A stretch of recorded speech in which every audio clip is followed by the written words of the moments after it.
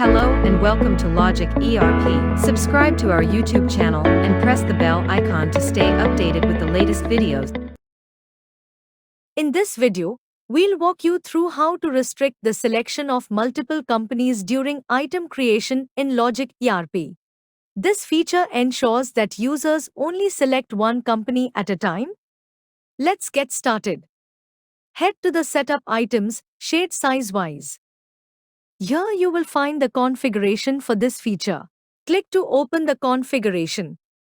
Now, enable Do Not Allow Multi-Company Selection feature. Next, proceed by creating an item to observe the functionality of this setting.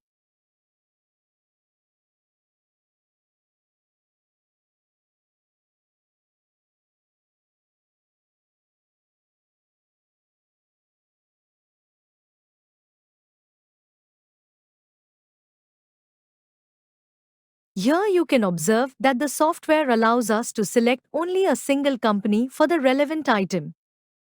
Hence, this feature simplifies your workflow by ensuring that each item is associated with a specific company. I hope this video was helpful. Thanks for watching. Like, share and subscribe.